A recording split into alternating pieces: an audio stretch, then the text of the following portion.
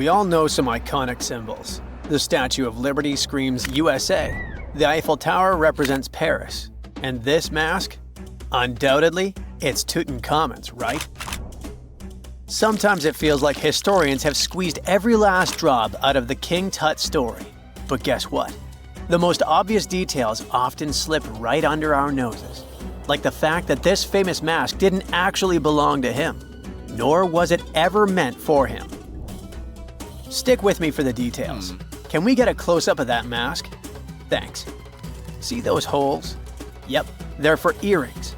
And no, it's not that they had anything against jewelry, but back in ancient Egypt, earrings were typically worn by high-status women or kids. Now, if you know your history, you might say, but Tut was a boy king, wasn't he? You're spot on. He began his reign at just 9 years old. Sadly, that didn't last long as he passed away at a very young age. So when he was 9, he might have worn earrings, but he probably took them off when he hit that no earrings age. Sounds reasonable, right? Actually, not quite. That would have been pretty strange since nobody expected him to pass away young. Certainly not at 9. So no one was preparing a kid's mask for a burial. It's this untimely demise that suggests that the mask used was simply the best option available when Tut passed away. There are more clues pointing to the idea that the mask was found in a hurry. Let's think about this. Even though Tut was mummified and his body could wait a bit, his loved ones wanted him to reach the afterlife ASAP. Some experts even believe the paint in the tomb was still wet when it was sealed. But look at his mask. It's a masterpiece. There's no way it was made in a rush. It's way more elaborate than other simpler cartonnage pieces. The renowned mask of King Tut stands 21 inches tall, adorned with precious stones, and features a golden beard that weighs 5.5 pounds, making the entire mask 22.5 pounds. Okay, I'm a bit confused here. So it seems like it was probably a kid's mask, but it had a beard? I've never seen a 9-year-old with a goatee, and I'm guessing you haven't either. Just think about it. A grown man's face compared to a kid's face. Fun fact for you, our faces pretty much stopped growing at the age of 16, so by 19, Tut would have definitely had the face of an adult man. Can you imagine trying to fit a relatively small kid's mask on a grown man? That would have been super embarrassing, and no one would have let that happen. Right, let's dismiss the kids theory. Now the second option, if you remember, is that the mask could have originally belonged to a woman. This is where the beard theory comes into play. Some researchers believe the beard might have been added later on. Here's another twist. What if the mask was actually made for Nefertiti herself, who ended up maskless? In this case, there are two discoveries. Two birds with one stone. For now, it sounds like a conspiracy theory, I know. But let's give it a shot and delve deeper into the details. So, Tut passed away in around 1323 BCE, probably due to malaria. He had other health issues too, like when he broke his leg, and records suggest he wasn't in the best shape. As for Nefertiti, we have no solid data about her demise. Plus, nobody knows exactly when or where she was buried. The supposed year when she passed away is around 1330 BCE, but she could have lived longer, and the mask was intended and prepared for her. Or maybe they just took her mask right from the burial chamber. After all, they were family. Well, sort of. She was said to be his stepmom, having been married to Akhenaten, who was likely Tut's father. But this is not 100% accurate.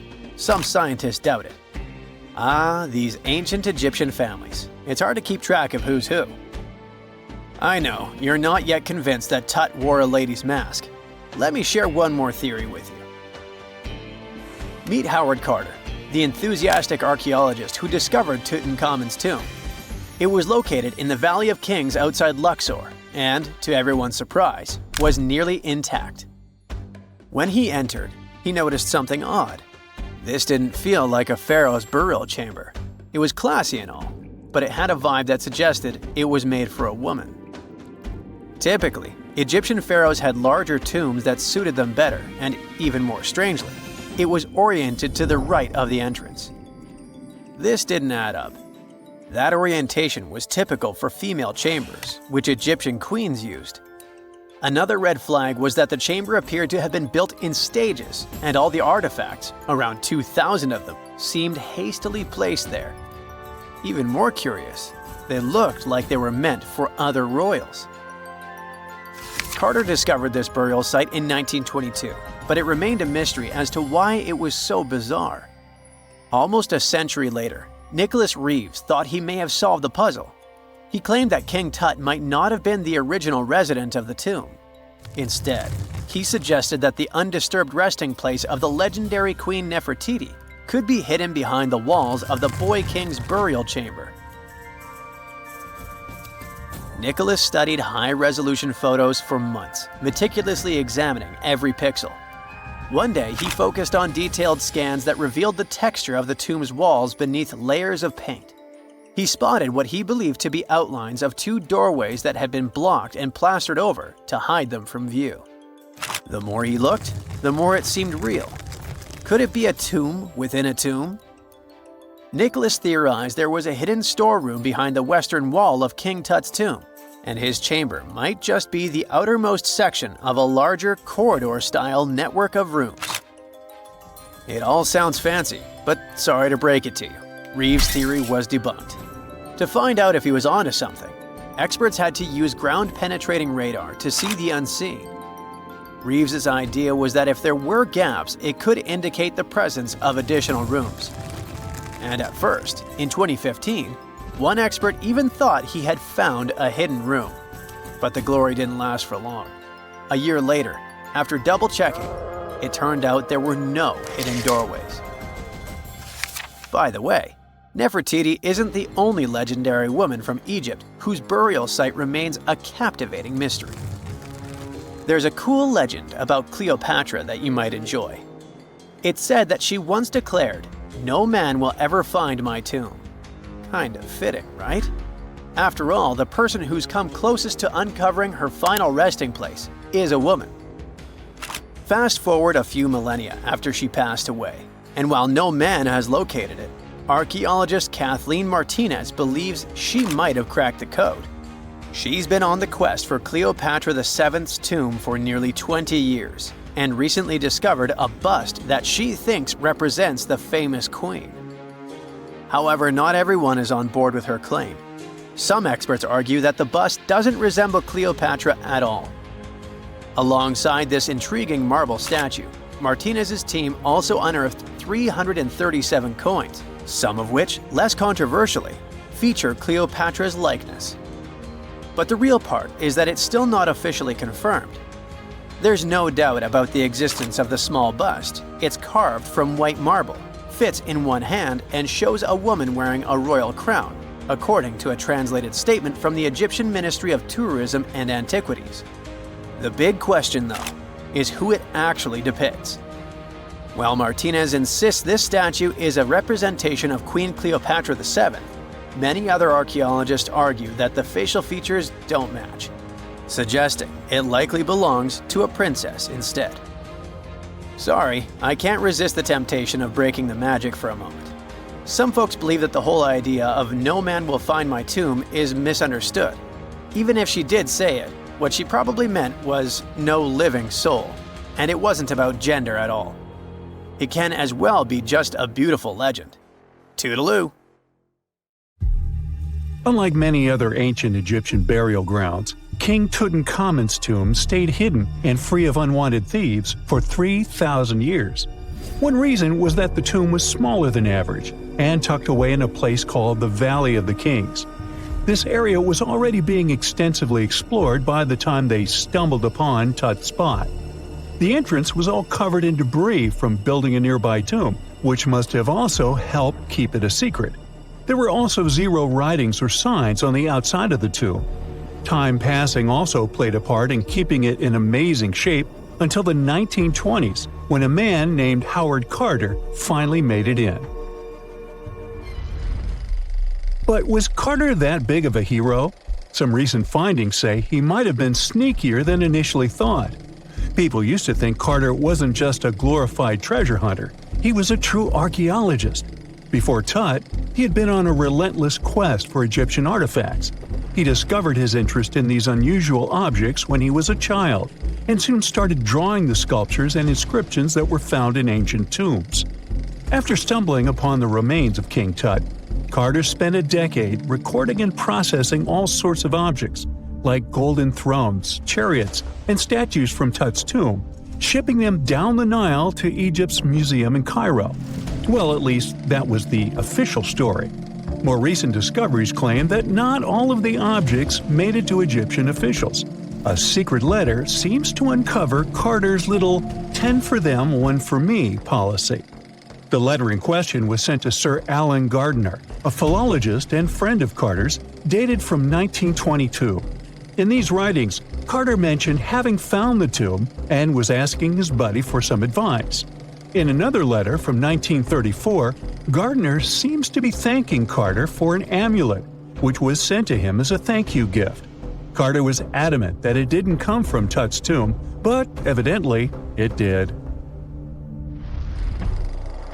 Even the British director of the Egyptian Museum was onto Carter's sneaky endeavors, but couldn't prove it.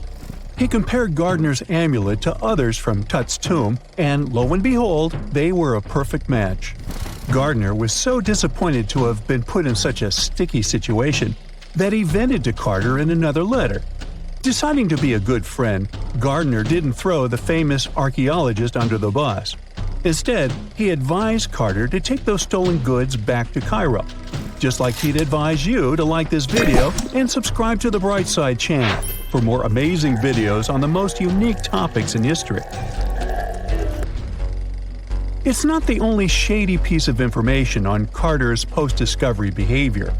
In 1947, a man named Alfred Lucas, who used to work with a controversial archaeologist, gave some information in an obscure journal in Cairo.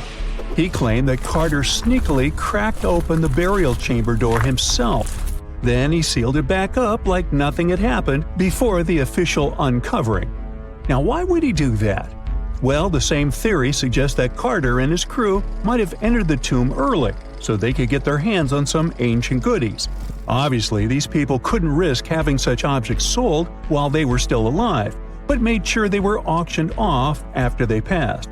Carter, though, never confessed to anything. He made no official denial either, but the Egyptian government couldn't risk any more mysterious disappearances, so they prohibited him from entering the tomb for a while. Some have connected this apparent stealing to the curse of King Tut. If you've never heard of it, know that it became quite the scary tale soon after King Tutankhamun's resting place was uncovered. It claimed that anyone messing with the tomb of the boy Pharaoh would face some serious bad luck. It's not all dramatic like a mummy going on an aggressive spree, but word got out that the people involved in disturbing King Tut's lair met some mysterious, untimely ends. The main untimely passing related to this supposed curse is that of George Herbert, the 5th Earl of Carnarvon. He was this British aristocrat who helped fund the search for the tomb. He passed away just a year after the tomb was opened. Now, people love to call it mysterious, but it turns out that Herbert was already in pretty bad shape health-wise when he got to Cairo, and he ended up getting taken down by a regular disease. Now, let's talk numbers. There were a lot of people linked to this tomb opening – security guards, archaeologists, and supporting staff. And sure, a few of them did pass not long after the tomb started receiving visitors. As much as we'd like this curse to be true for the sake of, good storytelling, statistically, if you have a bunch of people connected to opening a tomb, you'd expect some passings just by random chance. The average lifespan for those supposedly targeted by the ancient curse was more than 20 years after the spell was supposed to kick in. Herbert's daughter even lived until the 1980s, that's half a century later.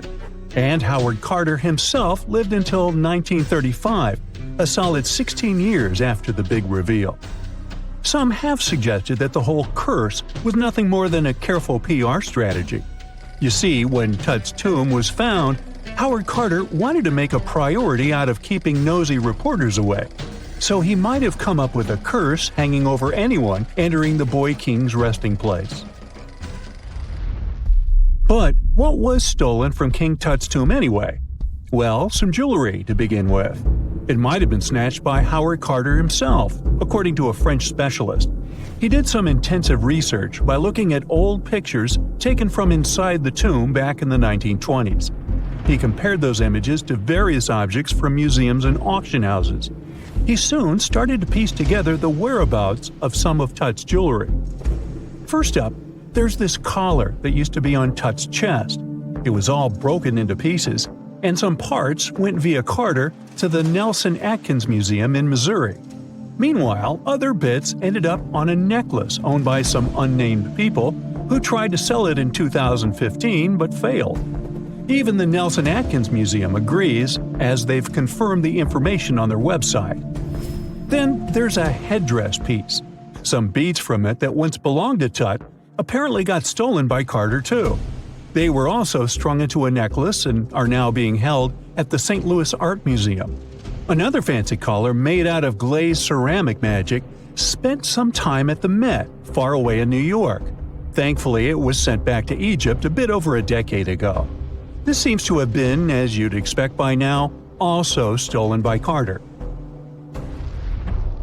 Missing artifacts aside, King Tut still gave a ton of amazing objects that helped us learn more about this incredible ancient culture. Starting with the famous burial mask. It's this massive 21-inch gold art piece with semi-precious stones and glass paste. It weighs 22 pounds and showcases the boy Pharaoh with a long beard and a headdress with a cobra and vulture. On the back, there's this spell from an important ancient Egyptian spiritual book that's supposed to make sure it works just as well in the afterlife. Tut was also apparently a board game enthusiast. They found 4 board games in his tomb, some made of ivory. Archaeologists also found a pair of gold sandals, though you'd imagine they were more for show than for comfort. In fact, the pharaoh probably never wore them in his lifetime. Now, speaking of fashion items, it turns out Tut was quite the fancy ruler. They even found a mannequin in his tomb that was used to pick out, adjust, and store his outfits and jewelry. The boy king seemed to have also enjoyed some music, based on the 2 trumpets historians found in his tomb. Though they were played back in 1935 in a BBC broadcast, the instruments are today considered too fragile to be maneuvered. For more than 3,000 years, the gold mask of Pharaoh Tutankhamun stayed hidden in the Valley of the Kings. This artifact, which stands about 21 inches tall, shows how skilled and artistic the ancient Egyptians were. But nobody expected that X-rays would reveal its biggest secret. King Tut was the last ruler of his family during the 18th dynasty. He took the throne at just 9 years old, but ruled for only 10 years before he passed away unexpectedly. If we're being honest, back in ancient Egypt, he was mostly forgotten by the rulers who came after him. His tomb wasn't a big deal for them, so much so that even the grave robbers forgot about him. It might sound a bit sad, but the truth is that it was actually great news for us. Since his tomb was practically forgotten, it ended up being perfectly preserved. While the other tombs in the Valley of the Kings were looted, his remained sealed and untouched. So, when it was discovered back in 1922, it had over 5,000 precious objects inside. That made Tutankhamun basically an instant celebrity and one of the best-known pharaohs nowadays. Among the treasures was the most stunning piece, his golden mask. This mask is said to be an exact image of the king's face, or at least it was supposed to be, but we'll get to that later.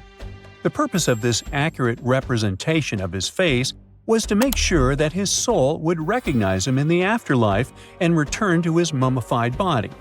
In ancient Egyptian beliefs, this would allow him to continue living in the afterlife. The details of the mask clearly looked incredibly difficult to create, but people didn't realize how complex it truly was until many years later. The first X-rays of the mask were taken in 1967.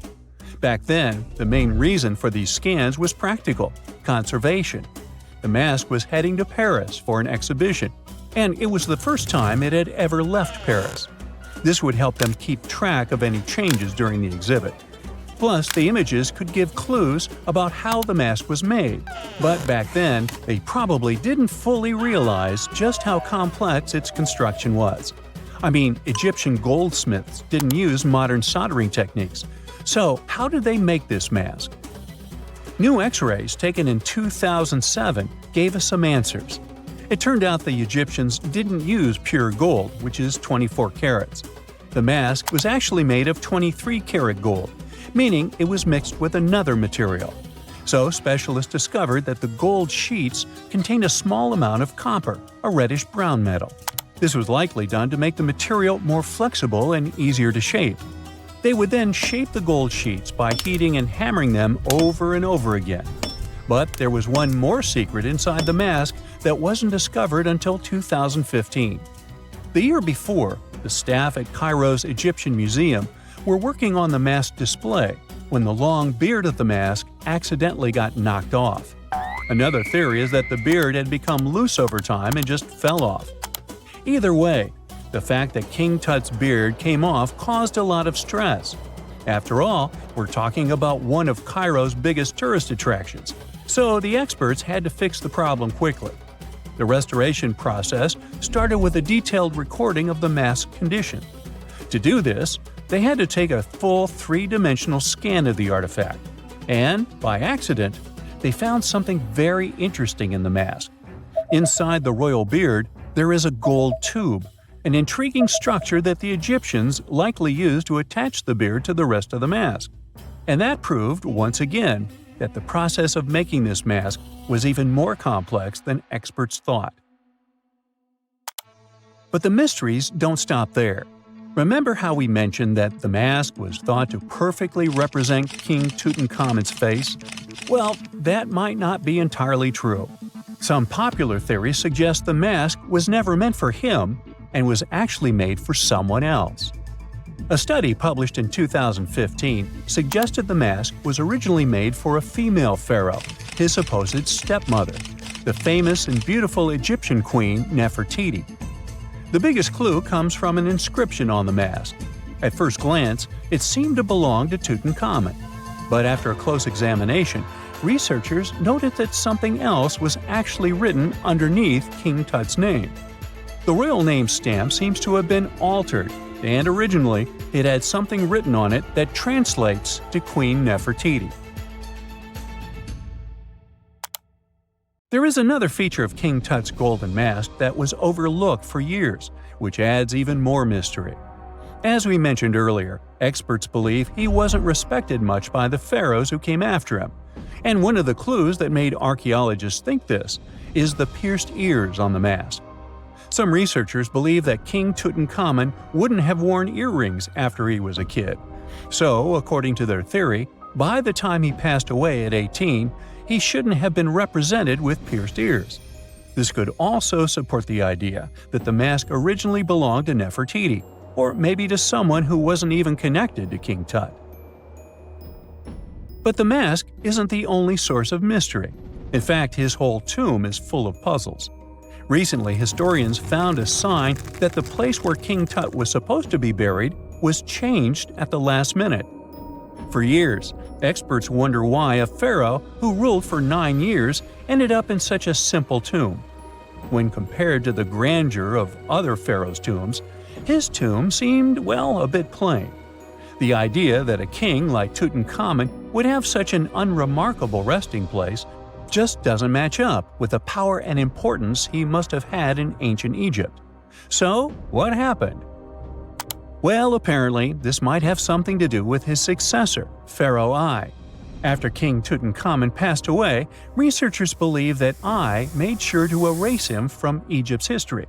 So, one theory suggests that he was probably behind the quick decision to place King Tut's body in a smaller, less impressive tomb. When experts looked at I's own tomb, they found something interesting. There is a large wall covered in painted baboons. This is the same type of artwork found in Tutankhamun's tomb. It seems like the same person might have chosen the artwork for both tombs. Now, the design and decoration of the two tombs are almost identical, suggesting there was a shared hand behind both. But there is one key difference. I's tomb is fit for a king. It's much bigger and more impressive, even though the style and artwork are similar to what you see in Tutankhamun's tomb. So the theory suggests that I decided what went into both tombs. Since Tut passed away unexpectedly at a young age, his grand tomb wasn't finished in time. Normally, pharaohs start building their tombs while they're still alive to make sure everything is perfect. But Tut passed away when he was just 18, so there wasn't enough time. I may have taken advantage of the situation, ordering a smaller tomb for Tut and keeping a larger one for himself. Experts believe this theory explains why Tutankhamun's tomb is so simple and how I managed to wipe his memory from history so easily. But in the end, the story of King Tut's mask and tomb is full of mystery and intrigue. Each new discovery sheds more light on what really happened all those years ago. But one thing is for sure, the secrets of ancient Egypt still have much to reveal, and King Tutankhamun will continue to fascinate people for years to come. Imagine you were chosen to answer one of history's most important questions. What was the first civilization on Earth? The job description is simple, yet the task is extremely challenging. You need to unearth the proof of the world's first official civilization. Was it the Sumerians in Old Mesopotamia? Or was it the ancient Egyptians spread out along the Nile River?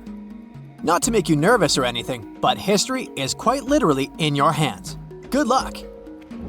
Since you can't turn back the clock and visit Old Mesopotamia to get the answers to your questions, you'll need to research museum databases in order to get some clues. First things first, we need a definition of what is considered a civilization. It's not just thousands of people grouped together and living harmoniously. There are some key elements that together make a group of people a civilization. Like, for example, the domain of urbanism, aka city building, irrigation systems, and writing. You decide to begin your search by diving deep into the history of the Sumerians, which today hold the position of the world's first civilization. Now, imagine being the first of your kind. This means having no external examples. Rather, it means starting from scratch. First thing you'll need? A piece of land. And since there were no active water companies in the world at that time, you'll need a piece of land with easy access to water. So, the Sumerians settled between two major rivers, known as the Euphrates and the Tigris in southern Mesopotamia around 5000 BCE. Fun fact, Mesopotamia translates to the land between two rivers. On a modern-day map, it's more or less where Iraq is situated today.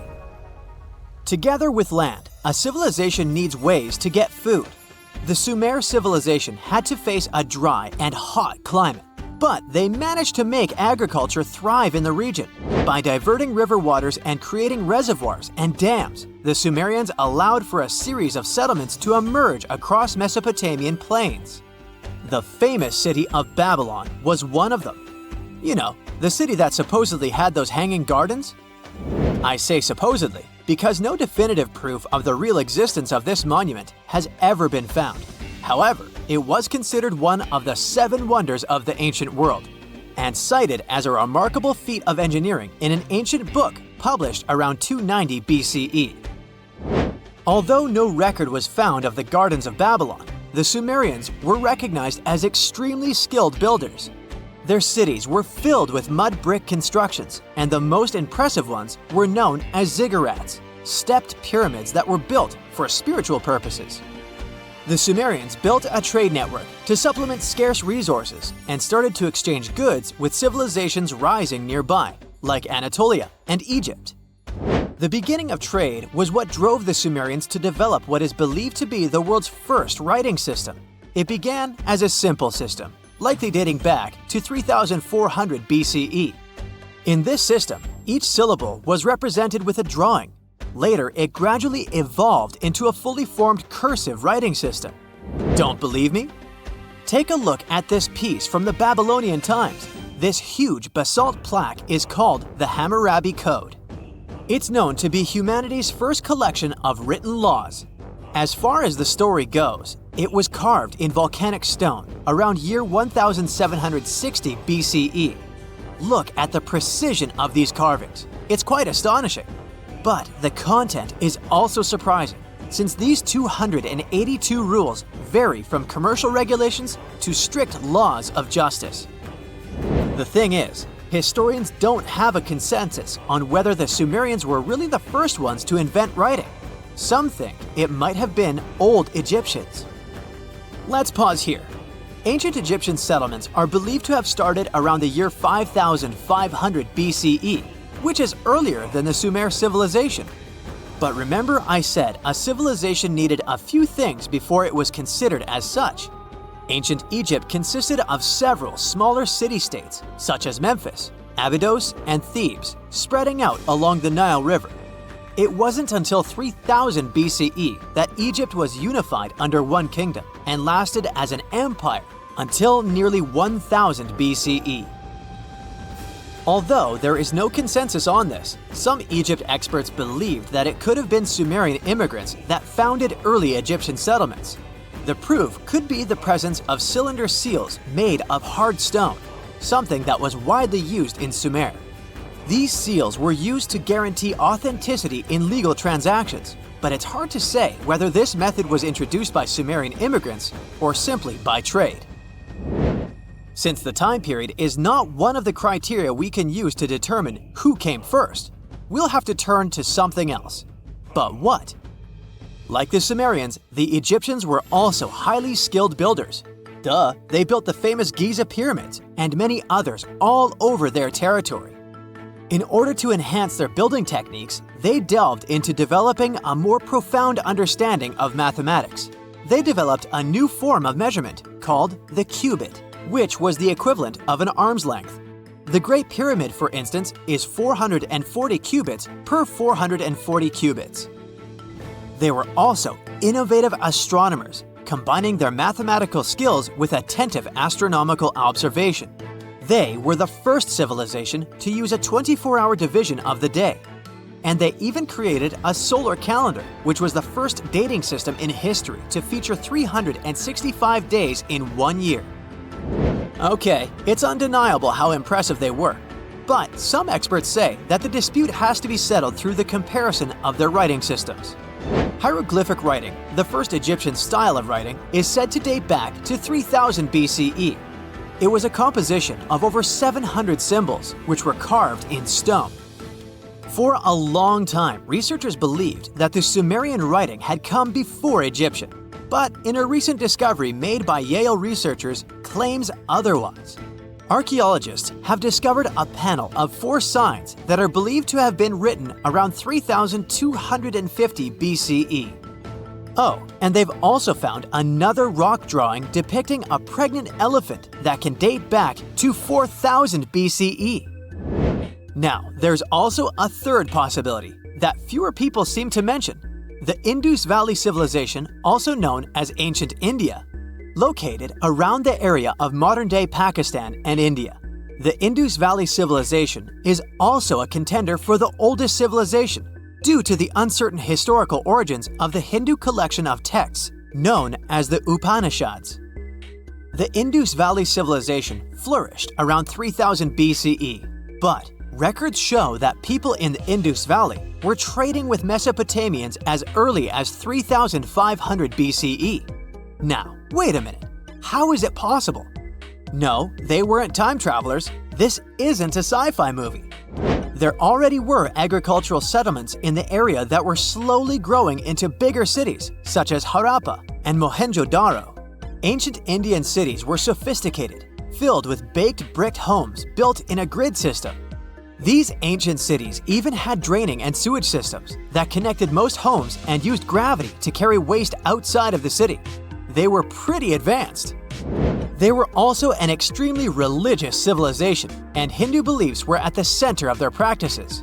Despite that, their cities weren't filled with spiritual buildings. Actually, Mohenjo-Daro's most important building was a public bath. Interesting, huh? Now, why can't we know if they were the oldest civilization on Earth?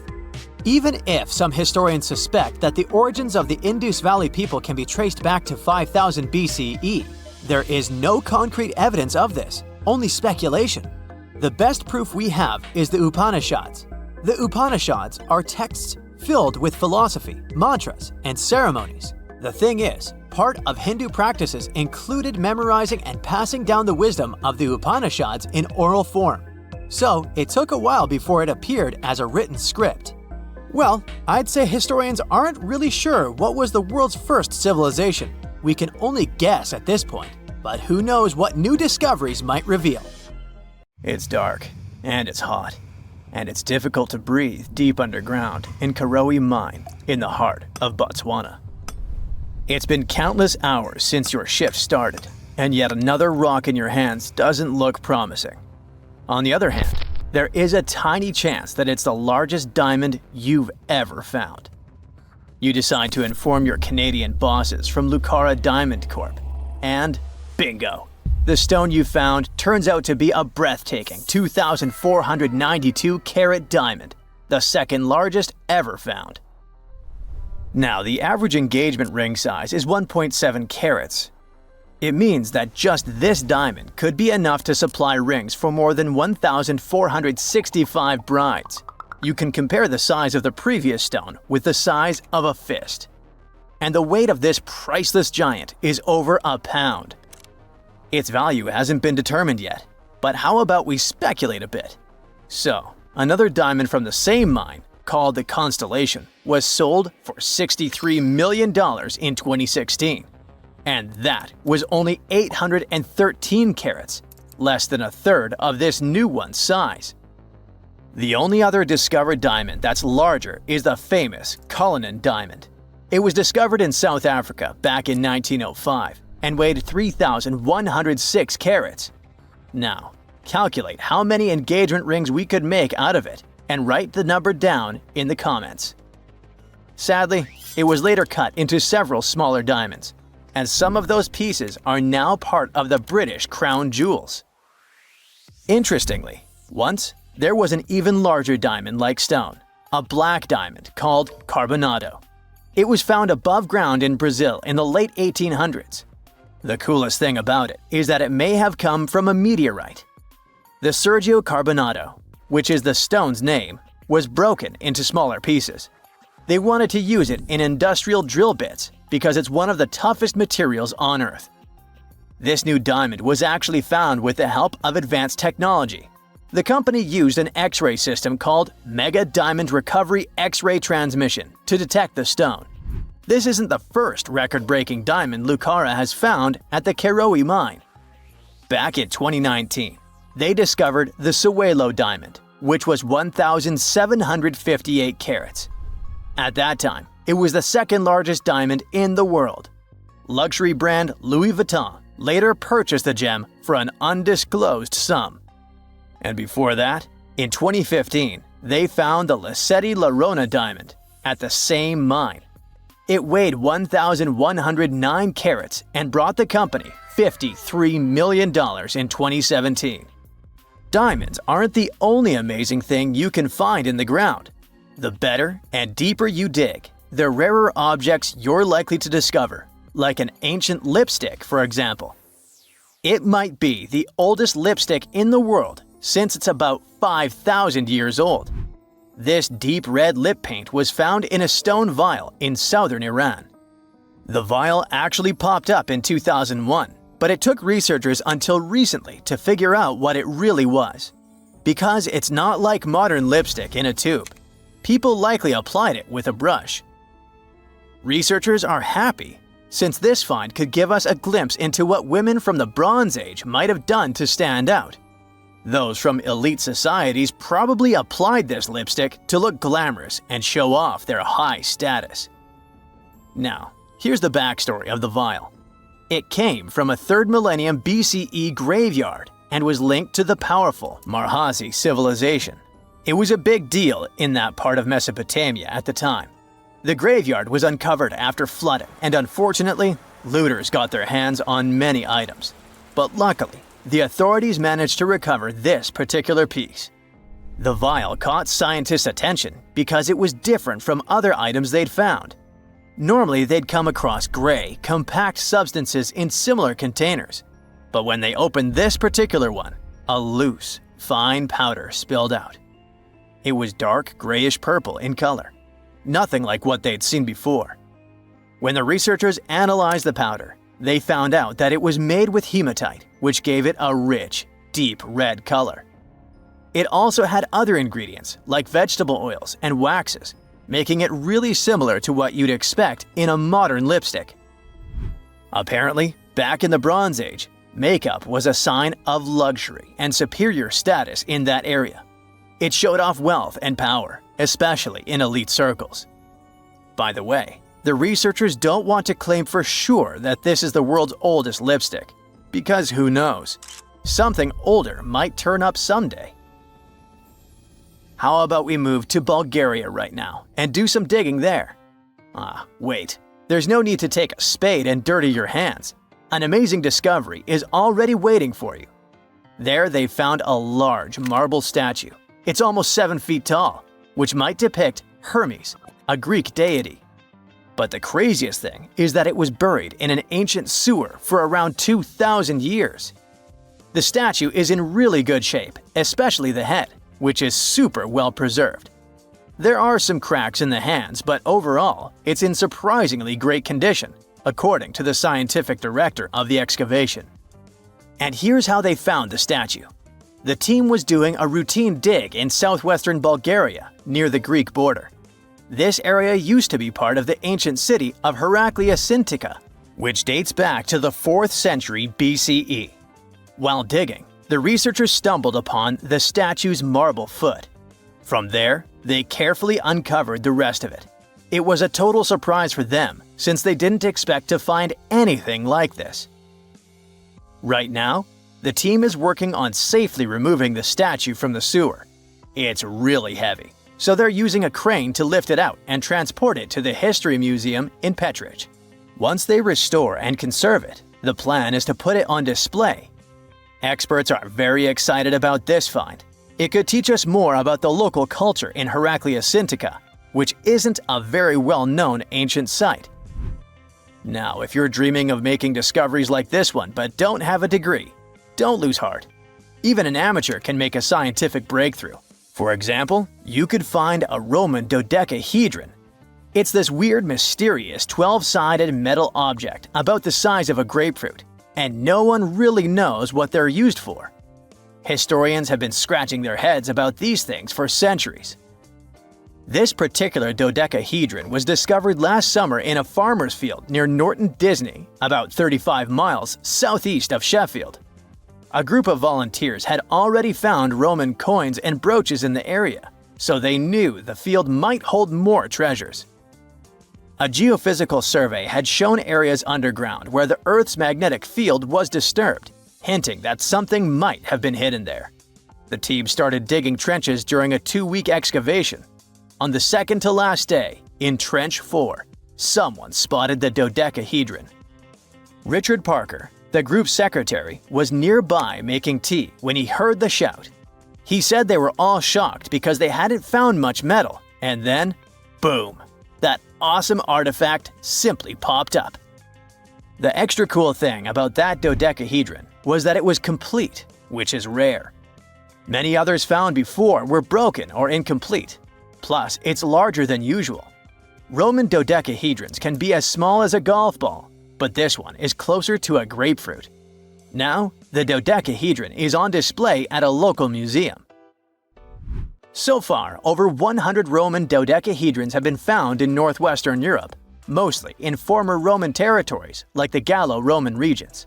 They date back to somewhere between the 1st and 3rd centuries CE. Each one is a hollow metal shell, usually made of bronze.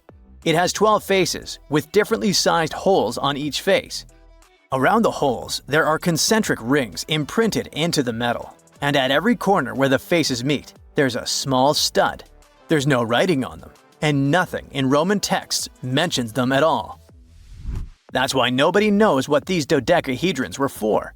There are loads of theories. They could have been toys, dice, mace heads, or even tools for measuring distances in Roman artillery. Some people even think they were used for knitting gloves or even figuring out dates using the stars. But most of those ideas don't really hold up, so the mystery remains. 1,000 years ago, near modern-day St. Louis, Missouri, there was a vibrant, bustling city called Cahokia.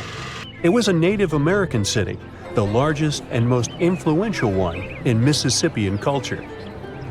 At its peak, around 1050 BCE, Cahokia was home to as many as 30,000 people, making it larger than Paris at the time. But what's interesting is that Cahokia didn't have any big marketplace. Usually trade was the backbone of any big city, yet this one stood out for archaeologists.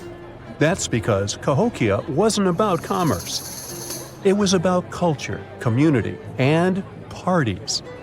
The people who lived there threw massive parties that would last for days. The city's grandest feature was its 50-acre plaza, surrounded by amazing earthen pyramids.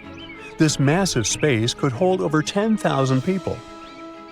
Imagine them all gathering there for festivities, dancing, drinking coffees and teas, feasting on deer, and betting on sports. The events were super lively. Cahokians would wear awesome costumes, style their hair in interesting ways, and decorate their bodies with tattoos. Athletes were playing a game called chunky, where they hurled spears at a rolling stone disc, competing to get as close as possible. The roar of the crowd filled the air, and performers showed off their skills. These celebrations were so wild, they left traces in history. After the parties ended, Cahokians cleaned up by tossing leftovers into pits. Archaeologists have uncovered these waste pits, and they were filled with food remains and pottery. One pit alone contained the remains of 2,000 deer, and that's from a single event. They also found traces of yaupon holly, a caffeinated plant that was traded from hundreds of miles away. This just shows how much effort and thought Cahokians put in their celebrations. Would you like to live in a city like this? But aside from all the fun and games, Cahokia was also deeply complex and spiritual. The city was built on a landscape that mixed dry land with swampy patches. Many people believed that this symbolized the connection between the world of the living and the dead. The people of Cahokia saw their city as a bridge between these two realms. They built earthen mounds, both for ceremonies and rituals, and as construction support. These mounds rose from the swampy areas. Meanwhile, people settled in the drier spots. Elevated pathways connected these neighborhoods, creating a physical link between life and death. Isn't it sad that some ancient metropolises that rival modern cities in scale just disappeared? Cahokia's story came to a quiet end around 1350 CE, when the city was abandoned, all due to changes in environments and weather, floods, and other problems. But the influence of Cahokia was so big, it spread to distant places. Some of their traditions, like chunky and yaupon tea, have survived in native communities to this day. Today, Cahokia is a UNESCO World Heritage Site, and it's not the only megacity we lost. About 5,000 years ago, people in the Indus Valley built some of the world's first cities. Mohenjo-Daro was an ancient city in what is now Pakistan. The city was built around 2500 BCE, and back then, it was a thriving hub of the Indus civilization. Sure, it was much smaller than modern cities, but it was quite huge at the time, around 40,000 inhabitants. It looks like the locals were crazily strict and disciplined people. The city's planning and organization were incredible. It was laid out in a grid pattern. Streets and important buildings aligned along the north-south axis, probably to match the movement of the sun and moon. They also built one of the most advanced systems for water and waste management of their time. The city had about 700 wells. Nearly every house had its own. Most homes also had private bathrooms with drainages and even underground sewers. This shows how skilled these people were at staying clean. And with all this discipline, it looks like there were no kings, queens, or even a central government. They could still have some authority, like local elites or elected officials, just not a classic strict monarchy or religion. Instead, people there cared about simplicity and order.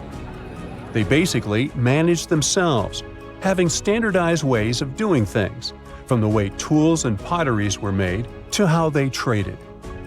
Which is why, unlike many other cities, Mohenjo-Daro didn't have grand palaces, temples, or monuments.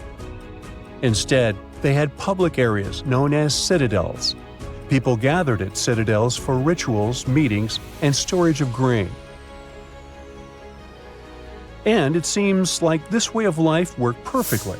Scientists found some seals and weights, which means the economy was well regulated.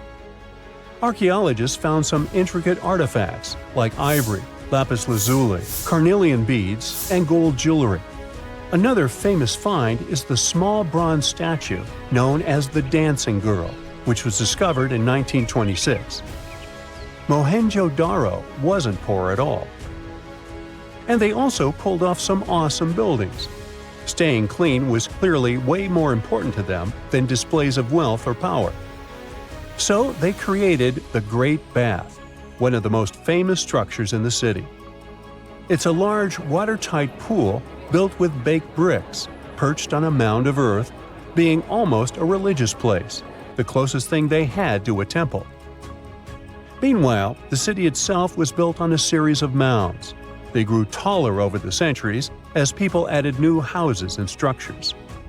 Why did the city fail? No one really knows. There's something mysterious about the sculptures archaeologists found.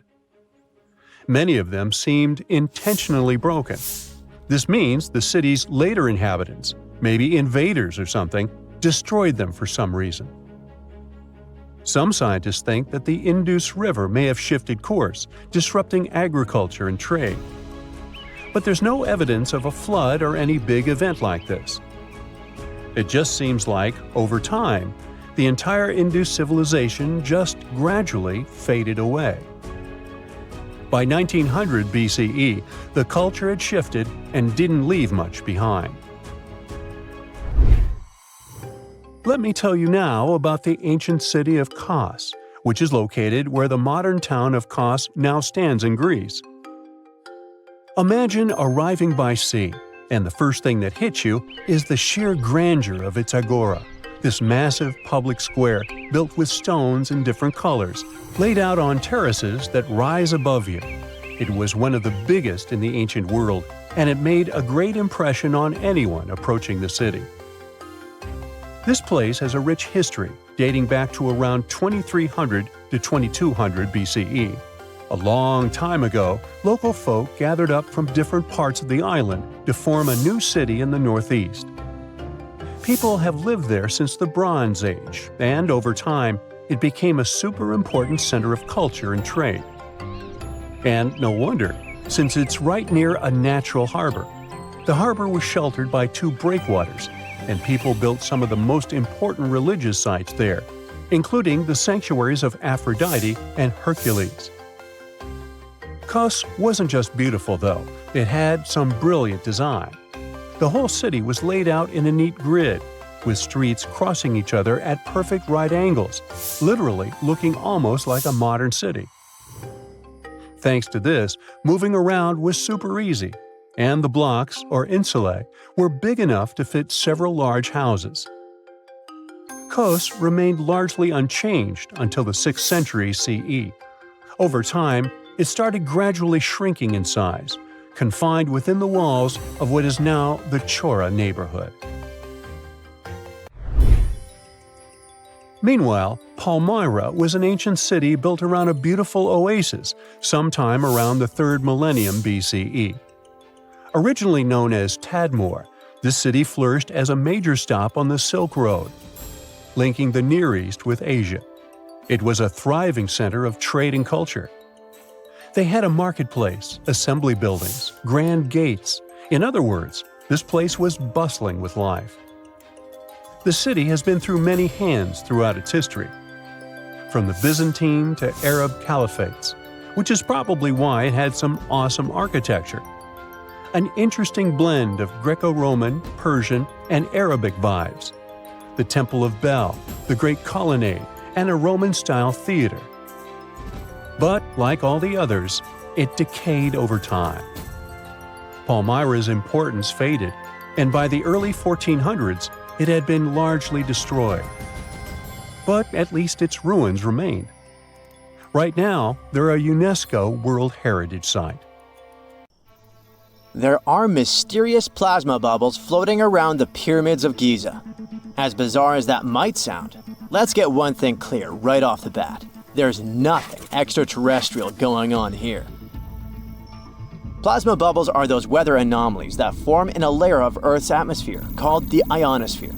This is an invisible layer surrounding our planet that stretches roughly from 50 to 400 miles above Earth's surface, right at the edge of space.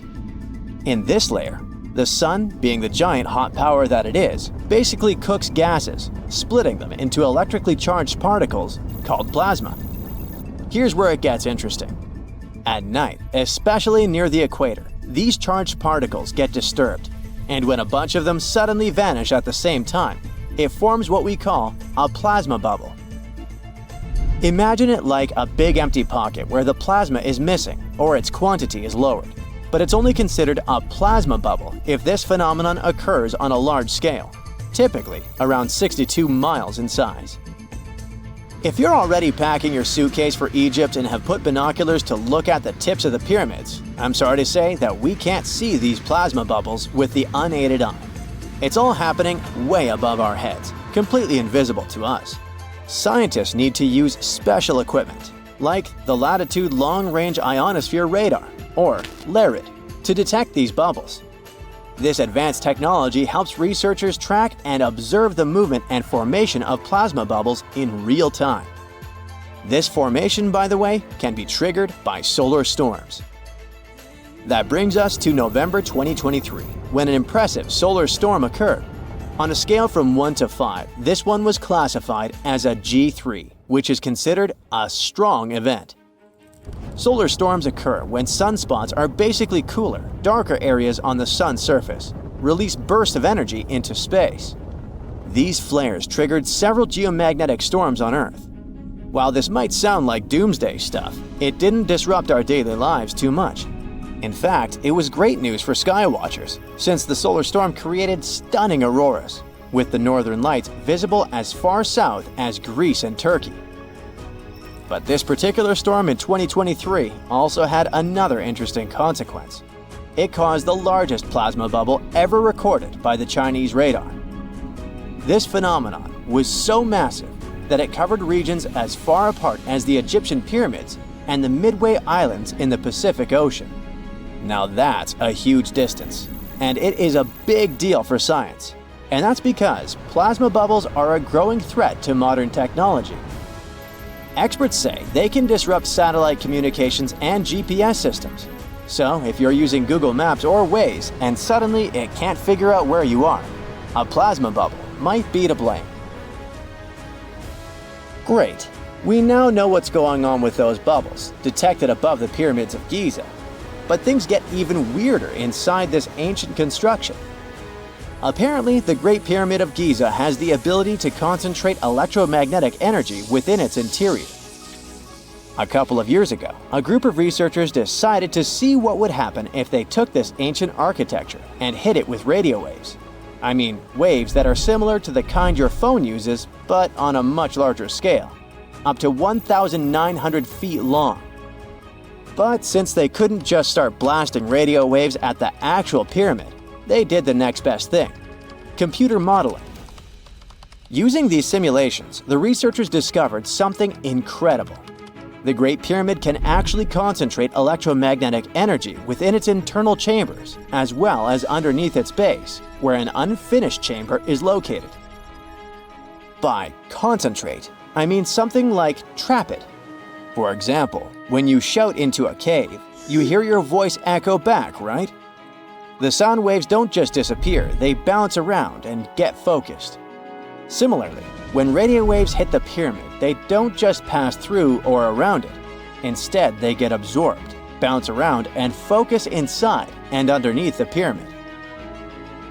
Our list of mysterious phenomena surrounding the Egyptian pyramids doesn't end there. Inside the pyramid, there's a long, narrow passage that leads to what's known as the King's Chamber. This room sits at the center of the pyramid, and it's believed to have been the final resting place of Pharaoh Khufu, the ancient Egyptian leader who commissioned the entire thing over 4,000 years ago. When visitors step into the King's Chamber, two things normally strike them: the room's incredible acoustics and its heavy, imposing structure, which is entirely lined with red granite. Recently, scientists have started to connect these two facts. Some researchers now believe that the King's Chamber might be able to catch or pick up sound energy generated from other parts of the pyramid. In other words, this room might have been designed to amplify sound in a way that no other chamber in the pyramid can.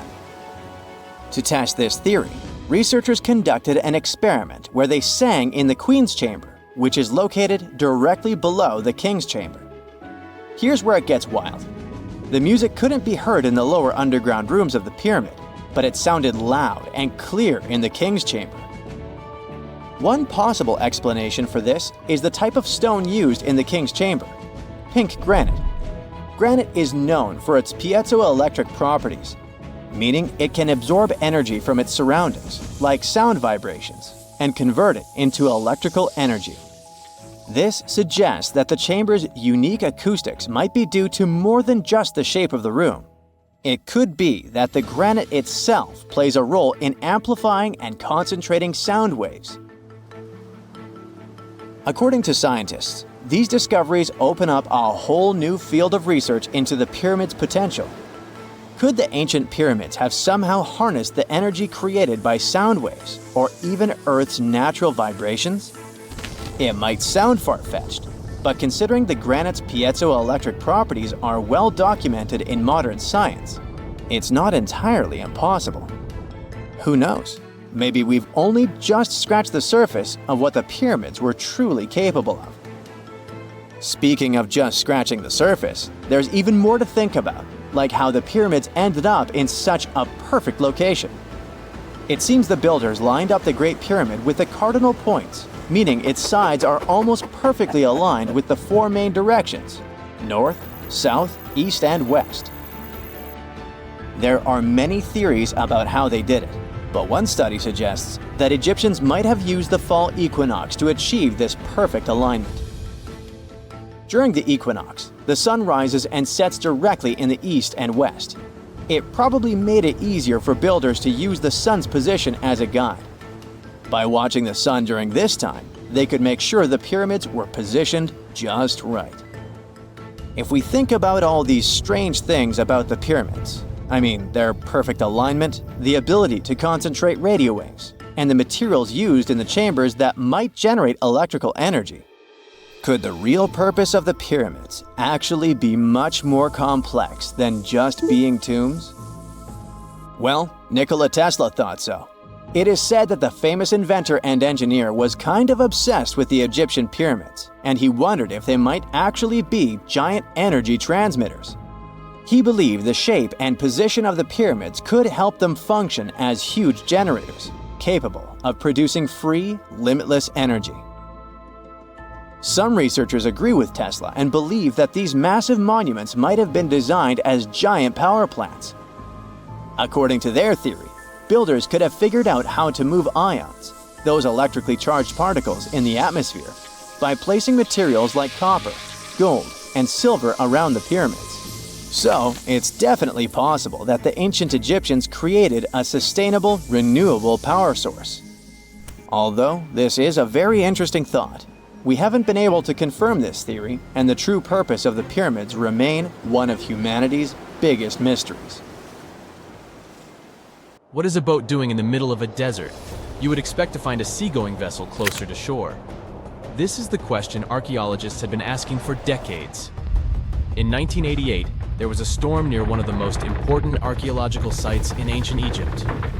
A wooden structure emerged from the sand. It was hollowed out by termites. Scientists were determined to solve its mystery. In 2000, they began excavating the site near Abydos, Ubidos. An American team of experts soon discovered a boat that was 70 feet long, and it wasn't alone. In total, there were 14 boats neatly resting next to each other. It was impossible to completely dig out the boats because of their poor condition. Luckily, the wood was preserved enough to get a sample. Analyses revealed that the boats were around 5,000 years old, the oldest fleet in human history to this date. The time of their construction predates the pyramids at Giza by half a millennium. Each ship of the fleet rested in a vault that matched its dimensions. The room was roughly a third of the size of a tennis court. It had mud brick walls that featured more than 120 drawings of boats. Ancient Egyptians incised them on whitewashed walls that were excellently preserved. Scientists have known about these mysterious chambers for well over a century. 1901, 1902. A British archaeologist, Arthur Weigel, stumbled upon a strange structure west of the River Nile. His team caught a glimpse of the interior walls. Sadly, a section of the roof collapsed, so they had to call off further exploration. Researchers abandoned the site, but its location remained on the maps. The boat's position first led scientists to think that they rested on a bank of the mighty Nile. But there was a problem with this theory. Today, the river flows almost 7 miles west of Abydos. Further studies of the surrounding terrain showed the Nile didn't change its course throughout history. Also, if the boats floated near a dock, they would be in unstable positions. The 14 vessels at Abydos were perfectly parallel to each other. There was only one conclusion possible. Someone had deliberately placed them like that. They must have gone through a lot of effort. Each boat had enough room for up to 30 rowers. These vessels could really float. They weren't models, but scholars still don't know if they actually sailed any body of water in ancient Egypt. This doesn't diminish the importance of the find. Previously, archaeologists found only small-scale models. In King Tut's tomb alone, there were 35 boat models. For a long time, these figurines were the only clues as to how ancient Egyptian vessels looked like. The boat's design confirms that they were the real deal. They are the earliest surviving examples of something called built boats. Ancient people constructed primitive vessels by hollowing out large tree trunks. The alternative was reed that was tied together to form a raft. The boats at Abydos had planks tied together. This was a major breakthrough in shipbuilding. During their lifetime, the boats must have seemed impressive. Timber was a valuable commodity at the time. There was no wood in the desert. Cedar had to be imported from Lebanon. The only person who could afford such luxury was the Pharaoh. Studying the area around the ancient fleet provided more answers. Scientists discovered a mud brick structure where Egyptians worshipped the Pharaoh. Its approximate date of construction matches that of the wooden boats. The same bricks out of which this building was made were used to encase the fleet. At the time of their construction, the rooms they were stored in had a ceiling. That's the section that archaeologists stumbled upon in the early 20th century. Just like mummies and coffins, these marvelous ships rested inside splendid vaults. The exterior of these rooms was also impressive. The outer walls originally had a plaster of white limestone. It reflected sunlight. In the desert sun, the structure housing the boats must have shone from miles away. Ancient Egyptian builders used the same technique to cover the pyramids 500 years later. Today, their surface looks jagged, but it wasn't always like this.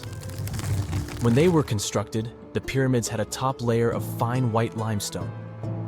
Their surface was smooth and it gleamed in the sunlight. Instead of stairs, the outer layer of the pyramids was more of a sleek ramp. Archaeologists were left with one final question. Which pharaoh owned the fleet? The answer lay just a mile from the site. This is where the tomb of a pharaoh from the 5th dynasty rested, King Senwosret III. Its time and style of construction matched the ones of the chambers with boats. The very end of his rule might explain how the boats ended up in the middle of the desert. The pharaoh probably passed away in northern Egypt. Then his body was transported down the Nile to Abydos in a marvelous procession of decorated boats. The vessels were later lowered to chambers near the final resting place of their owner. This had a symbolic meaning. In the ancient Egyptians' belief system, ships played a key role. Their supreme deity was Ra. He traveled through the sky during the day in the form of the sun. At nighttime, he sailed through the netherworld in a solar boat. The pharaoh identified himself with Ra. That's why he needed boats in the afterlife. That was the only way to regenerate himself, just as the sun rises every day above the horizon. This belief existed for thousands of years. The more famous Pharaoh Khufu also had a ship. Scientists found it in 1954 next to his pyramid at Giza. It is some 4 centuries younger than the fleet at Abydos, but Khufu's ship was almost 2 times longer. The Great Pyramid of Giza and King Tut's tomb are some of the most famous archaeological finds in Egypt. But there are many more secrets hiding beneath the endless sands of the Sahara Desert. Recently, 2020, archaeologists found a lost city there. They have labeled it as the most important discovery since King Tut's tomb, 1922. The city of Aten is some 3,000 years old. Historians hope it will give them a unique insight into the everyday life of ancient Egyptians. The famous archaeologist and Egyptologist Zahi Hawass proclaimed the site a lost golden city. Aten sits some 300 miles south of Egypt's capital, Cairo. It is close to the famous Valley of the Kings. Archaeologists first found sections of mud brick walls that spread out in all directions. They discovered complete rooms with tools of everyday life inside. The research team unearthed a bakery, a residential neighborhood, and an administrative district. They all date back to the time when the Egyptian civilization was the wealthiest in its long history. They were also the first to make objects from iron. In 1911, scientists found a set of iron beads near a village in Lower Egypt, El Girza. These are the earliest known iron artifacts. The discovery is literally out of this world. Ancient people made them by beating into shape a piece of a meteorite. The 9 beads were once part of an ornate necklace. They are now blackened and corroded, which is perfectly normal for a piece of jewelry that is over 5,000 years old. They consist of an iron-nickel alloy. Researchers were impressed by the skill of ancient jewelers who processed the beads. Their craftsmanship is more impressive when you think that they didn't know the stellar origins of the material. The Great Pyramid of Giza also has a remarkable feature. An international research group investigated the electromagnetic response of the structure to radio waves. They found that the pyramid has the ability to concentrate electromagnetic energy inside it. This occurred inside its chambers as well as under the pyramid's base. It contains an underground, unfinished chamber. It seems that the electromagnetic response is connected with the properties of limestone, the Great Pyramid's main building material. The research results might have a practical application. The way solar cells and nanosensors function could be improved by this remarkable find. When you think of an epic desert scene with blazing sun, endless dunes, and those magical little oases, you probably picture the legendary Sahara, right? But what if I tell you that 11,000 years ago, this vast expanse of hot sand looked totally different than it does today? Yeah, I don't know, I wasn't around then. But I'm told that back then, what we now call a desert was a lush paradise, brimming with lakes, rivers, grassy plains, and even woodsy forests. So, where did all this water go?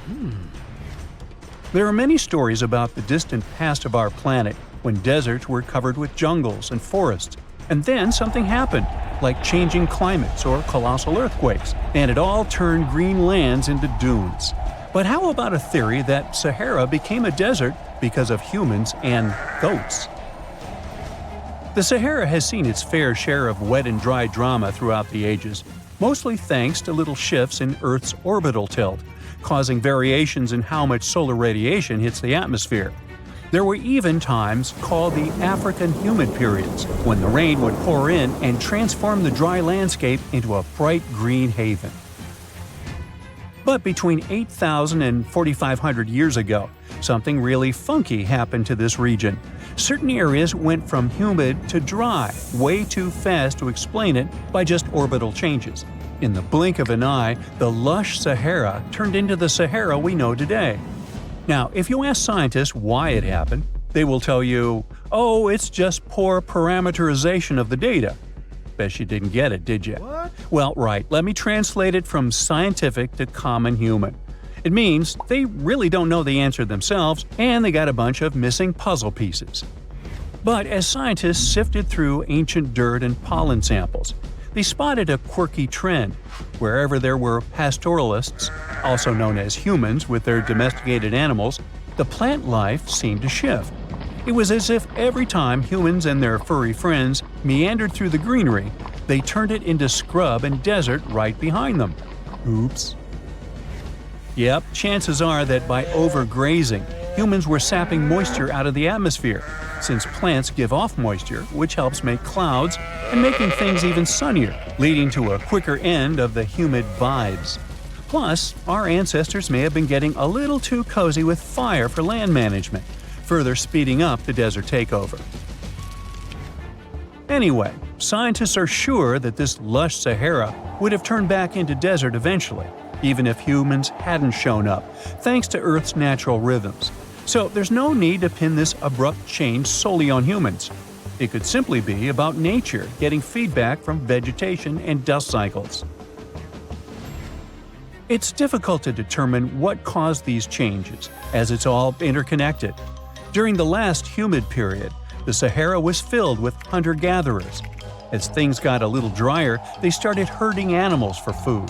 The weather pushed people to herd cattle. It's also possible that grazing sped up the landscape degradation. So, which came first, the chicken or the egg? Or in this case, the human or the cow? It's tough to tell with the evidence we have now. Now today, it's safe to say that water is no longer that big of a problem in the Sahara, even though it's a huge desert and the times of lush forests there are long gone. But technology's got us covered. For example, the Nubian Sandstone Aquifer System, the biggest underground water stash on the planet. It's nestled beneath the Sahara Desert's eastern edge and stretches across 4 northeastern African countries – Sudan, Chad, Libya, and Egypt, covering a whopping 770,000 square miles and holding around 36,000 square miles of groundwater. Just look at the pipes transported when it was being built. It's the world's largest irrigation project. No wonder it's feasible to thrive in the Sahara today. But imagine thriving in the Sahara Desert with just one water source. Sounds like a tough gig, right? But the ancient Garamantes did just that, surviving and even thriving for nearly 1,000 years without monsoons or rivers flowing to their desert paradise. These clever folks were the trendsetters of urban life in the sands, and even the Romans couldn't help but notice their genius. While many thought they were just desert-dwelling savages, the Garamantes were busy building an empire in one of the toughest climates on Earth. But how did they do that? Well, they got crafty and dug a whole bunch of underground tunnels to tap into a massive sandstone aquifer. They were literally squeezing every drop of life from under the dunes. But recently, research showed that the Garamantes weren't just hardworking, they were pretty lucky too. The Garamantes had an underground aquifer that brought water up to a hill where they built over 500 fogaras, which are irrigation systems, some stretching as long as 2.5 miles. It was like sipping water through a straw, which let them irrigate their crops for nearly a century, especially since even a little rain would help recharge the system. But eventually, due to rain insufficiency, the aquifer ran low, and reaching it again would have meant digging more tunnels and relying on more people. That's a tough problem, considering these people were in the middle of food and water shortages. Guess I don't need to tell you what happened to the Garamantes, do I? The fall of the Garamentian culture might be linked to several factors. It may have been due to climate changes, or they may have simply used their water resources too much. Back in the day, the Sahara Desert was actually fertile agricultural land, thanks in part to the cool irrigation system the Garamentians created. But since fossil water isn't something you can replenish over time, the groundwater levels dropped pretty low. This likely played a big role in the kingdom's decline by the late 7th century CE. That sounds like someone who hit a lottery jackpot, used up all the money, and went back to their original not-so-cool job once the bank account got fully drained. Oh, by the way, even if the Garamantes left some secret wisdom messages for us, the chances are we'll never get what they wanted to tell us. Nobody really knows what language they used, and their texts are nearly indecipherable to us today.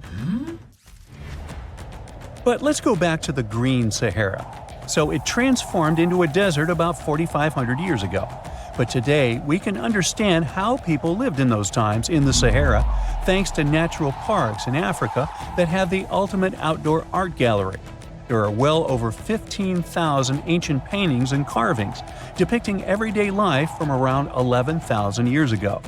However, if the carvings aren't enough for you and you feel like visiting an actual green desert, all you have to do is book a flight to California.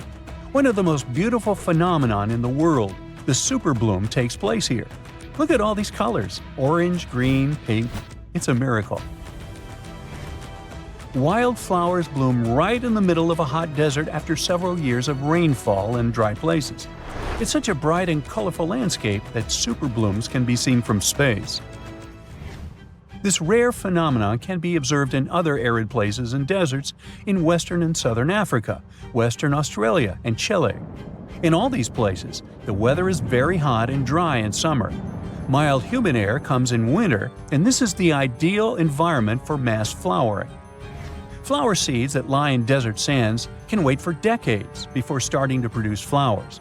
When the hot sun destroys all the weeds and grass, and the rainfall becomes enough to moisten the soil, the seeds are kind of like, well, okay, now it's our turn to play a big game.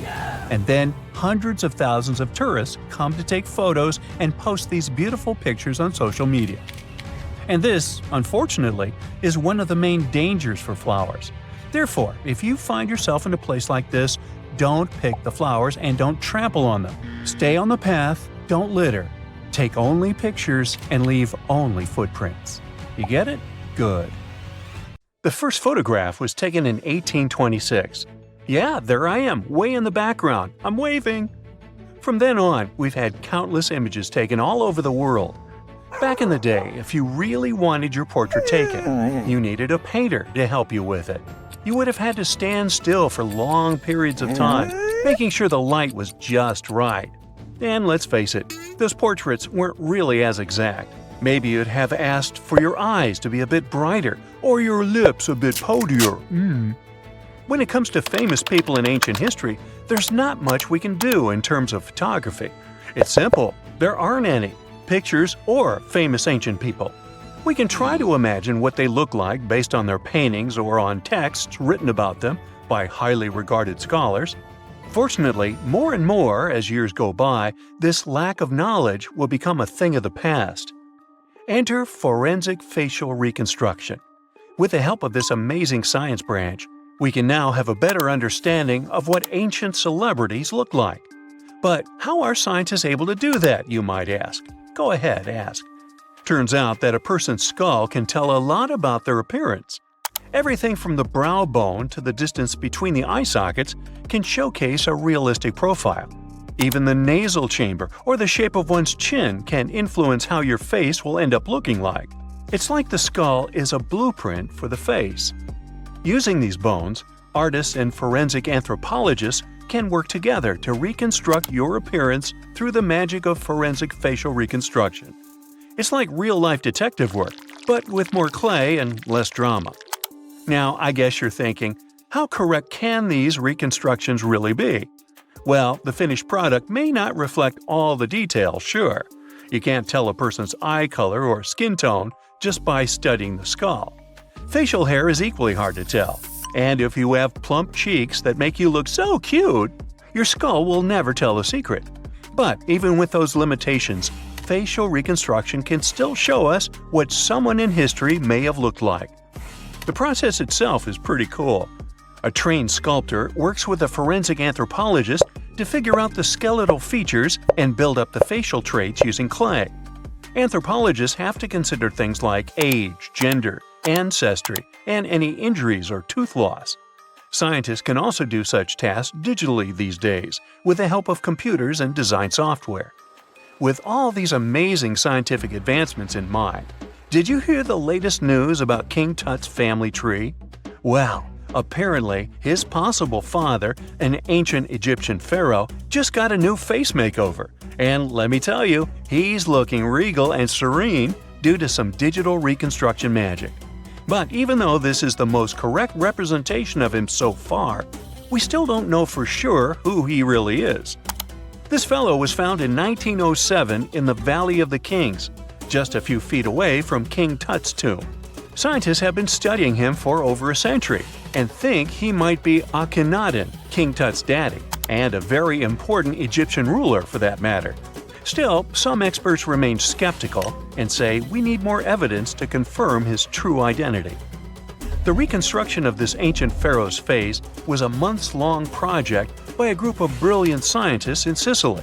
They even brought in a 3D forensic artist from Brazil to help out. The new model is different from earlier ones because they wanted to focus on his facial features and not get distracted by his hair, jewelry, or other bling. On the same note, make way for this latest fashion icon. No, it's not some famous model. It's a hunter-gatherer woman who lived in Sweden 7,000 years ago. And boy, is she fierce-looking in her new reconstruction. She's rocking a feather cape, a slate necklace, and a belt made from 130 animal teeth. Talk about being fashion-forward or backward. Plus, her dark skin is painted with white patterns, making her look like a true work of art. But don't be fooled by her stunning appearance. This woman was more than just a pretty face. She was buried upright in a location dating back to 5500 BCE to 4600 BCE. And her rich jewelry tells us that she was important in her local community. Thanks to the work of an archaeologist and sculptor, we can now see what this ancient woman looked like. They used a CT scan of her skull to piece together her face muscle by muscle, creating a unique expression. It's like making eye contact with the past. While we may never know for sure what her role was in her community, her intricate surroundings suggest that she held a special place for her people. Now, Otzi, the 5,300-year-old mummy from the Alps, also got a new makeover thanks to this amazing technology. He didn't go to a plastic surgeon if that's what you're thinking. Two Dutch brothers used their skills in forensic science and artistry to recreate his face for a new exhibit in Italy. Otzi was found in 1991 by hikers who stumbled across his mummified and frozen remains in the mountains near the Italian-Austrian border. He's been around longer than Stonehenge or the pyramids of Giza. And now, thanks to the two skillful brothers, we finally know what he looked like. They used 3D images of his skull to recreate his face. A photographer also documented the whole process for half a year. Earlier research shows he passed away from a wound caused by an arrow. He was left in a protected area high up in a cold glacier region, so his body was preserved in the snow. He is now safely kept in a refrigerated cell at the museum, which mimics the wet, cold glacial conditions that kept him preserved. They even have a unique cooling system that makes it possible for the mummy to be displayed. Otzi's last birthday was his 46th, which was a pretty ripe old age for his time. He was about 5 feet 3 inches tall and weighed around 110 pounds, so he was on the smaller side. But hey, size doesn't matter when you've been around for over 5,000 years. King Henry VII got a digital makeover as well, and boy does he look good. A graphic artist used a mask of Henry VII's dating from 1509 to create an impressive and realistic reconstruction. Why a mask, you might wonder? Well, before photography, people used wax masks to preserve someone's likeness more accurately than paintings or illustrations. And let me tell you, the restoration of this Henry was a game changer. Henry VII was the King of England from 1485 to 1509. A depiction of him, which can be found at Westminster Abbey, was already lifelike, but the new digital reconstruction takes it a step further. It took the team behind it about 2 months to complete, using a combination of software, custom algorithms, and really tedious image adjustments that were done manually. The project started with a high-resolution image of the mask, which was then used to create a 3D model of the subject's face. From there, the lighting was designed. Lastly, facial markings and hair were added. But what's even more fun is that a beard was added to Henry VII's face too, since men during that era were commonly bearded, wore a beard. We'll never know for sure if he was bearded or not, but it's a hilarious touch that adds to the character of the reconstruction.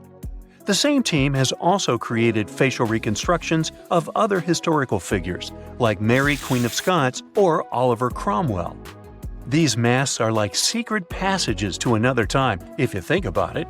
It's amazing how technology can take us back thousands of years to see faces we've only imagined. And who knows, maybe in a few hundred years, someone will recreate our faces from a selfie we took.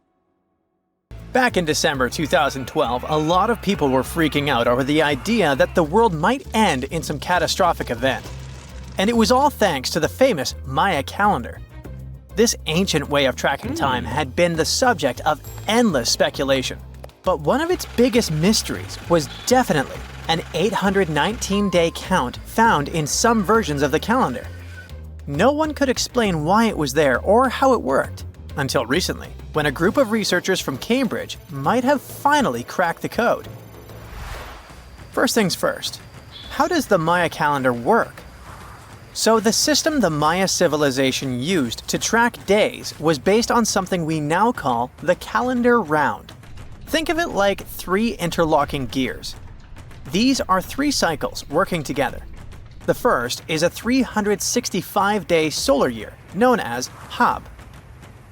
The second is a cycle of 20 names. And the third is a cycle of 13 numbers, which forms a 260-day sacred calendar, called Solkeen. Just like we'd say something like December 25th, 2025, they named their days based on how these 3 cycles lined up. For example, here we have the day 3 Manik and the 14th of the month Hop. It takes 52 years for the 3 cycles to align in the same way again. After that, the days start repeating. But this is where things start to get more complicated and mysterious. On some Mayan monuments, we have also found enigmatic inscriptions pointing to the existence of another cycle, the 819-day count. There are about 20 examples of these inscriptions, mostly found in places like Palenque and Yaxchilan in Mexico. So it didn't seem random at all, and this calendar must have been hiding a big secret. Early research showed that the 819-day cycle was represented by one of 4 colors and the cardinal directions associated with them. Black was tied to the west, red to the east, white to the north, and yellow to the south. Researchers also discovered that this period of time could be broken down into 3 smaller cycles. One of 9 days, one of 7 days, and one of 13 days. Multiply them together, and you'd get 819 days. Pretty cool, but why did they do that? This color scheme and the 3 cycles seemed like a basic level of interpretation, and experts were pretty sure its real purpose was still hidden from us. Another thing researchers noticed is that this strange count of days was mostly shown using a Y glyph followed by a number. But in some cases, they also added a glyph representing Kawil. This was a powerful Maya deity often associated with creation and lightning. He was usually symbolized by a torch coming out of his forehead, representing the spark of life.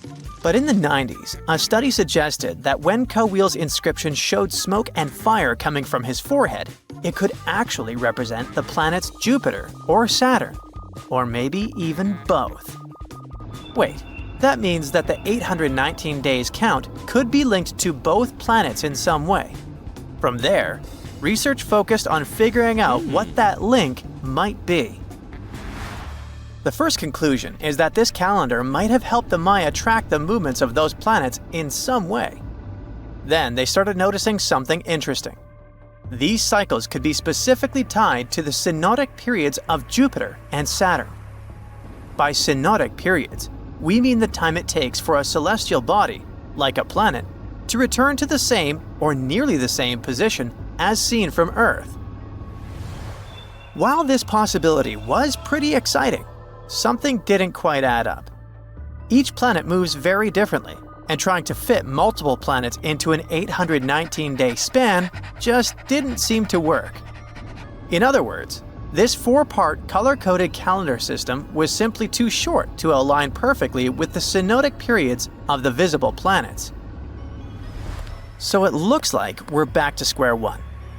This mystery had people scratching their heads for ages, until 2023, when specialists realized they might have been looking at it all wrong. Researchers actually needed to shift their perspective. Instead of seeing this system as 819 days, they needed to consider the number as representing timelines. And this period of time could be just a small part of a much, much bigger calendar. You see, as we said earlier, this cycle seemed to track the period when a planet became visible to people on Earth. To prove that these 819 cycles were timelines, not actual days, researchers needed a planet that could serve as a starting point to back up their theory. In this case, it was Mercury. And there's a pretty simple reason for that. Mercury's synodic period is 117 days, which fits perfectly into the calendar count. I mean, if you take 1819 and divide by 117, you get the number 7. So, Mercury is the only visible planet whose synodic cycle fits neatly into this period as whole numbers. Perfect. Now they had a solid starting point. From there, they needed to expand the calendar by increasing its length to 20 periods of 819 days. Suddenly, a pattern emerges. And just like that, all the synodic cycles of the planets fit perfectly into the system. For example, Saturn's synodic period from 378 days lines up perfectly after 6 819-day cycles. Venus aligns every 5 cycles. Jupiter every 19 cycles. And Mars, which takes the longest, needs 20 cycles. In other words, it takes about 45 years for Mars to align with the synodic periods of all visible planets. So, this is how researchers determined that the ancient civilization wasn't referring to days, but rather to timelines. The Maya astronomers came up with this count as part of a larger calendar system of 20 periods. But then a question comes up. Why was studying the synodic period so important to the Maya? Well, we don't have super specific answers about this mysterious calendar yet. But what we can say for sure is that the Maya truly believed in the powerful influence of the cosmos on daily life. So maybe they wanted to analyze how the movements of all the visible planets lined up with their other calendars. Of course, this system is just one part of the Maya's amazing and advanced understanding of astrology. And it wasn't just about using astrological cycles for planting and harvesting. They also had crazy specific knowledge, like how to predict solar eclipses. Archaeologists believe the Maya connection to the stars is reflected in the ruins of their world. Take the famous pyramid in the ancient city of Chichen Itza, located in Mexico's Yucatan Peninsula.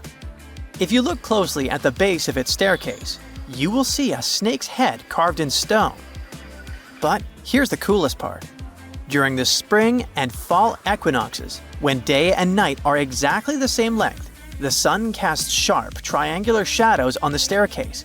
It creates the illusion of a snake slithering down the steps.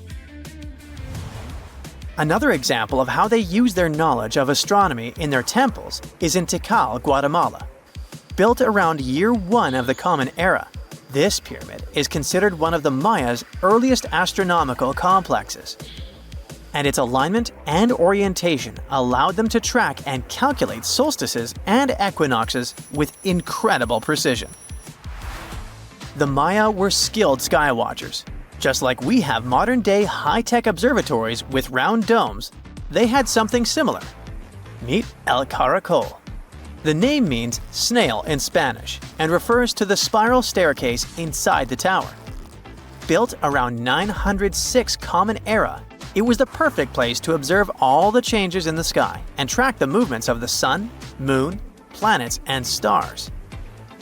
Unlike us today, with our telescopes, satellites, and advanced tools, the Maya relied entirely on naked eye observation, and that makes their achievements even more incredible.